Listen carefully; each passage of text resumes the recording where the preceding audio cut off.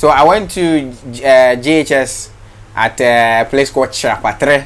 So even the name tells you that it's not that a B school. And then I went to SHS with you, man. Armed Forces. Yes, Armed Forces. Went to Armed Forces. I used to walk from Bremine to your house. Yes. And then we will pick a car from your house to, because I didn't have any money. The British Council, German Embassy, and all these entities give funds to people who want to start businesses and stay in Ghana. We are actually one of the only companies in Ghana that do free snail training. Free snail training. Free. So far, as it stands now, we have about 214 greenhouses. We have some at Teshe Military Barracks. We have some at Budumburam. We have a lot of them around here than Soman. We have some, the largest proportion is at Ebri. A 50-acre pepper farm at Kweu. 50, yes. We use drones to spray. That's the only farms we know that they use drones. We use drones and we use a lot of other technology. Well, then Jack Lens will find time and we'll come there. That will be that is our motive. We will come there and capture everything and show to the world. So 50-acre farm, pepper farm. Yes. And the security there are snakes, not humans. Snakes? Yeah. Pythons. Seriously, then I'm not coming over. Hello guys, welcome to my channel Jack Lens TV. As we continue our discussion with the CEO of Trisolis Farms, Mr. Felix Apianyako. In our previous video, we went on a tour in his exhibition farm Dansoman, Accra, where he showed us some of his greenhouse and snails ready to be exported. If you missed that video, you can click on the link on this video to watch the complete tour. Watch to the end if you want to invest into snail farming, since Mr. Apia will be giving out free tips and info in keeping snails. Don't forget to subscribe and click on the notification icon so that you'll be notified anytime we post a new video, as that will help us grow and produce more content that you like. Thank you very much.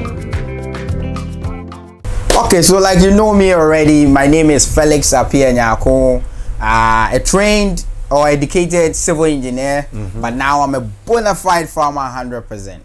So what we do is that, one, we export live snails. We help people set up snail farms. We also have FDA approval to package snails for local consumption and for export. So that is what currently we do in Accra. Okay, so is this your office space, this whole apartment, your office space? Yes. So the whole place we build here, we do all the fabrication, we do everything. So yes, this is our work area. So you rear snails inside Dansuma, inside Accra here? Yes. So when people come and we say come to the demonstration farm, we'll show you snails, and they're like, inside Dansuma? We say yes. So ironically, this is where a champion, the president way back, started one man, one backyard farm. Okay. Where they intentionally left the backyard for people to grow things, and we are using that to grow snails. Well, that is very good. And as you've all witnessed, we've gone through every aspect of the farm. Sometimes it becomes difficult for me to say farm because I feel I'm in the city, but then it's a farm. We've seen everything. The seed, is it the seed testing? Yes. Where a greenhouse, a complete greenhouse for testing seeds, and about 3 greenhouses here that is having, I should say, not less than 4,000 or 3,000 snails. We also went to where the grown ones for export to are also placed. But then we are back to the office. Let's know how many, because somebody will say, well, maybe it's just something that he has done. How many greenhouses have you built so far? Okay, so far as it stands now, we have about 214 greenhouses. 214 greenhouses. 214. Yes. We have some at Teshe Military Barracks. We have some at Budumburam. We have a lot of them around here than Soman. We have some, the largest proportion is at Ebri, where the climate is very good. So people like us to build it there. So we've built a lot of that there as well. And Kumasi, Sunyani, Brekum, Duyankwanta, almost scattered all over Ghana. Wow, yes. 214. 214. Yeah. Well, then no wonder that we have DWTV and is it the UNICEF or what? Yes, yes. So UNDP came to do a documentary on us. United Nations, they did that. African French Innovation has also come. That's the French Embassy, German Embassy. We've had British Council also do something on us. So, yeah, we are surviving small. Yeah. That is very, very good. In fact, I am pleased. Jack Lens is pleased to be part of this vision. Now, as part of our vision as a TV, these are the things we want to promote. These are the things that we want to tell people. Now, let's quickly learn this, that if you are a youth out there and you think the only thing that you can do is to blame your parents, blame your politicians, blame everybody for you not doing or you not getting the best in life, I think this story would tell you that you have to reframe, because we are going to enter into his personal, his childhood life and get to understand that he's not from a rich home. I know him from Kumasi, and anybody watching from Bremen and Atonsu knows that this guy is really a hustler. So we know a little about, let's take some few moments. And how was your childhood growth? Let's know the realistic thing. Okay. Okay, so I went to JHS at a place called Chapatre. So even the name tells you that it's not that a B school. You know, it was more governmental and very, very low key kind of thing. And then I went to SHS with you, man. Armed Forces. Yes, Armed Forces. Went to Armed Forces. I used to walk from Bremen to your house. Yes. And then we will pick a car from your house to, because I didn't have any money. Yes. You know, and I used to come base at your place to eat from Mondays to Sunday. I didn't give you guys breaks. Serious. You know, I remember Ma always asking where I am, always leaving me food, you know. So we didn't have a lot. We didn't have anything actually. But with time and with people like yourself, you know, helping us throughout, you know, it has been great. It has been great. That's also one of the things I want to give to the youth. Never despair. Never say that I am from this. Life is not fair. Life is not fair. Everyone knows that. That's why people are here and others are here. Someone has a 20-bedroom apartment. Someone is sleeping under a bridge. Don't play that card that life is hard. We've all passed through something one way or the other. So after I went to Kumasi Technical University, that's why it's now called, and I did civil engineering, and then I came to IPMC. I have a degree in IPMC where I did computing. So back in the days, I was doing website development, a bit of programming, and that is influencing the new project we are coming up with. So so far it's been okay. Married, I have 3 kids, all daughters, all women. Yes. And they are all Sunday borns. So yeah, we are managing. And as it stands now here, we employ 24 people. We also have a huge pepper farm that we're doing for export. We will go there. Yes. We will go there. But then, as he said, there are certain things he didn't say. I'll add it to encourage the youth that it's you just do what you can, make the best from whatever you are doing, because this guy here has been a trotro mate. Conductor. Yes, a bus for conductor. So many years. Yes. In fact, he was using that to pay some of his school fees, and he used to trek. Trek, like walk.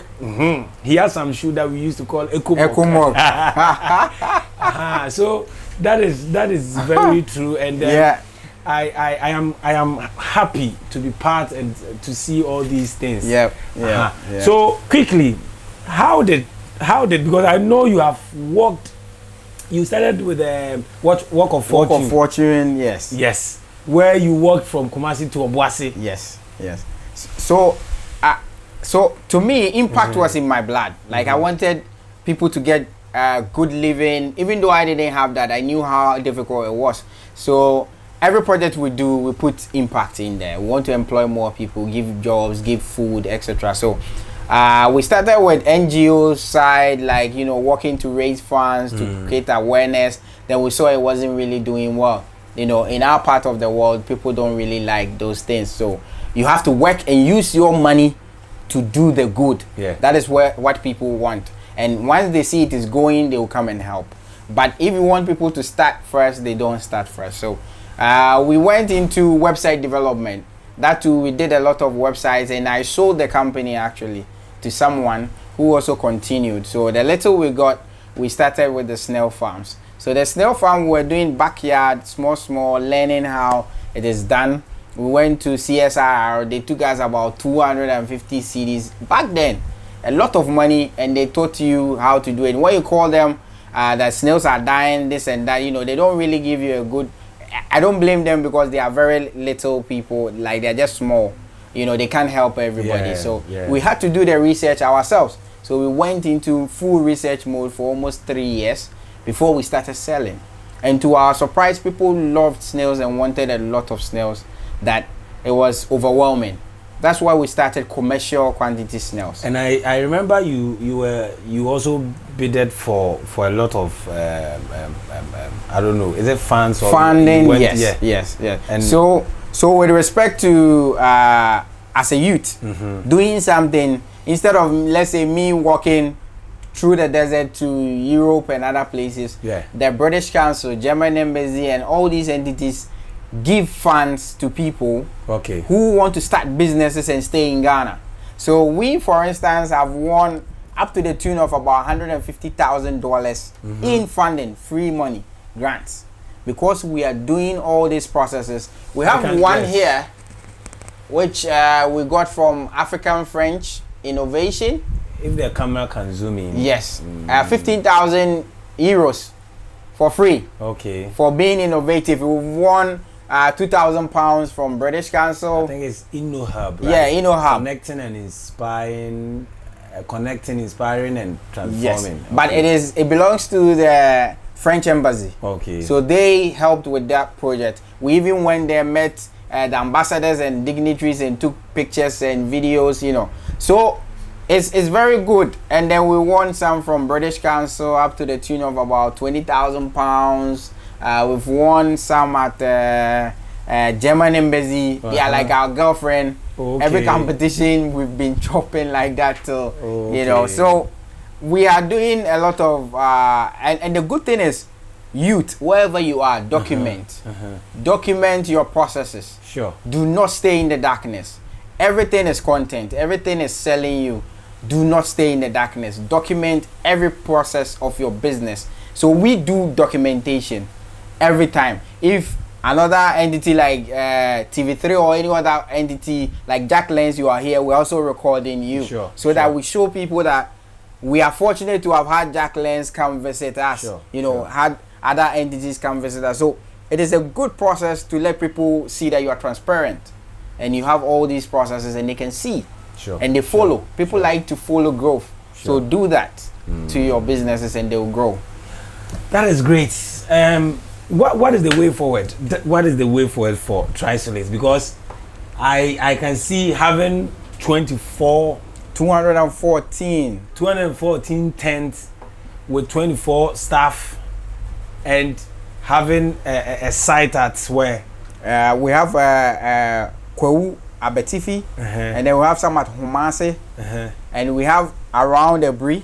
We have a lot of sites. And then you also have a pepper farm. Yeah, a 50-acre pepper farm at Kwewu, Abetifi. 50, yes. We use drones to spray. That's the only farms we know that they use drones. We use drones and we use a lot of other technology. Well, then Jack Lens will find time and we'll come there. That will be excellent. That is our motive. We will come there and capture everything and show to the world. So 50-acre farm, pepper farm. Yes. And the security there are snakes, not humans. Snakes? Yeah. pythons. Seriously, then I'm not coming over.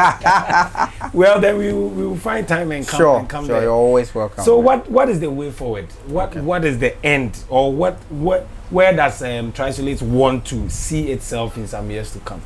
Okay, so I've always been preaching jobs. Anyone that builds one greenhouse employs about 2 people. Because one, you are employing someone who is going to sell the snails, or employ someone who is going to take care of the snails. That is where we stand. We want to build enough greenhouses. So there's something called snail slime, the liquid from the snail. Yeah. They use it for pharmaceuticals and anti-aging. UK, US, China, India, they all want such liquids to put in their creams. Yeah. For their skins not to grow. That's beauty products. Snail slime. A lot of it.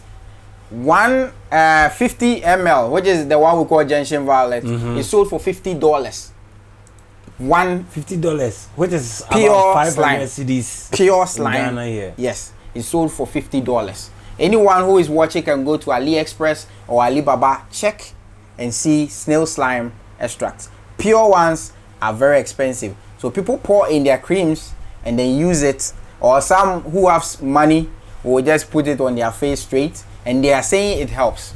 So according to their research, not our research, there's a large demand for snail slime. So the end goal is for us to build enough greenhouses that everyone can bring their snails, and then we take out the slime like you are doing cow. You take out the milk, and then you leave the cow for about a week. It comes back. That is what we want to do. So you can take the slime. The snails will not die without killing them. Exactly. Oh, okay. So the machines are for sale that you can buy, but we don't want to be like other people who will start the factory before going to look for raw materials. We want to build the raw material base first before we do the factory. So the end goal is to employ more people in our factories to milk the snails, put them back, and every time we'll be milking like that and selling that as the first form of revenue. The second form of revenue is the snail meat itself. Either we are selling it live outside Ghana, or we are selling it inside Ghana, or packaging it and freezing it and selling it outside or inside Ghana. That's the process. And you know the shells are used as calcium for animal feed. The shell. The shell of the snail is about 92% pure calcium. It doesn't have salt like other seashells that have salt. So people like that. Even in the olden days, our forefathers, when you had brittle bones, or you have something like osteoporosis, where you break your bones easily, they will put it in fire, burn it, and grind it, and put it in your food. They were giving it to pregnant women and kids, and they were developing stronger bones. So the same concept, nothing about snail goes to waste. That is what we want to do. Create more employment, create a different mindset for the youth that you can create anything. And the good thing is you don't need to raise snails. You can come and sell snails. You don't need a farm to be a farmer. You can plug in anywhere and then make money from the ecosystem. So what is the average size of the you said it when we went there? Yeah. The size was 7.5 meters by 5 meters, or about 24 feet by 15 feet. So 24 feet by 15 feet, which can take up to 15,000 snails. 15,000 snails. Yeah. Over a period of 6 to 1 year. Yes.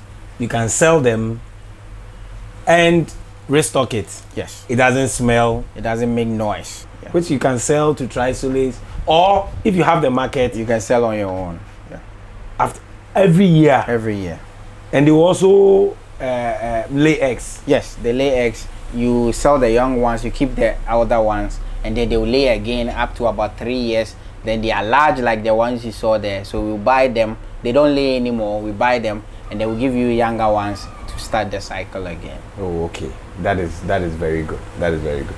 Now listen, we are about wrapping up, and I would entreat every youth in Ghana, and I also entreat every entrepreneur who is not in Ghana here. I'm sure he's up for collaboration. He's up for investment. Yes, investment, because as he is building new house or new greenhouses, it will help develop that snail concept. One, a lot of income will be coming because we have to do a lot of export to retain our dollar, because our dollar is running. If everybody is buying from outside, the dollar will go up. So he trying to export, it will boost our economy in a way. Again, it will help take or bring down the unemployment issue. Again, we ourselves will get raw, like fresh meat to eat. Yeah. So I think he's doing very, very well. And we richly thank you for accepting us. Any last words, if you have? Let's hear from you. Then we'll call it a day. So as a company, we cannot do it alone. Sure. We are hoping for investors. Sure. People who want to invest. If you come and invest, we are very profitable. We can give you returns. And if you want to put in money for us to employ youth as well, impact or grants, we are also ready to accept grants. We are also looking at partnering with other entities like schools and research facilities who will help us know the diseases, the large scale effects of snails, etc. So we are also looking at partnerships in terms of collaboration, in terms of research and development. And then we are ever ready. We are actually one of the only companies in Ghana that do free snail training. Free snail training. Free. Even government entities charge up to 350 cedis to give you training. So we are doing free training because knowledge should be shared. It should have been kept. Free. So people walk in here. This is a demonstration farm. They walk in here, they ask, and people like my able-bodied people like Rhoda, like Holly are here to help you get the concept of snails and then give you all the training. And we also sell snails to you so that you can raise snails in that quantity. And then if you need market, just bring it here, we will buy. Thank you. Well, then let's have your number, your email, so that I know a lot will be watching from abroad. They can connect with you and do some collaboration. Okay. So our numbers are 0249 234 809. 0249 234 809. Or if you're outside Ghana, plus 233 249 234 809. And our emails are trisolacefarms@gmail.com, or we also have trisolis@yahoo.com. So you can reach us on all these emails and platforms. And you can go on our YouTube channel, Trisolis Farms, go on our website, Trisolis Farms, go on all the social media at Trisolis Farms, and you get us. Thank you very much. Okay. And also don't forget to subscribe to Jacqueline's TV so that we will be motivated, like our videos, share it, so that we are ready to move to every aspect of the country. Promoting Ghana is our business. Now, there are a lot of countries that are promoting their country in their own way. We can't wait for somebody to tell our story. We have to tell it our own. And we appreciate you, my friend, for doing whatever best. Now, you didn't get job from what you learned, but you decided to do whatever you can to help our motherland. Thank you very much. Thank you very much, sir. May God bless you for coming. Man. Sure. So we'll catch up and see you the next time. I'm sure we'll be visiting the farm at Kweu. Yes. Have a nice day and bye-bye.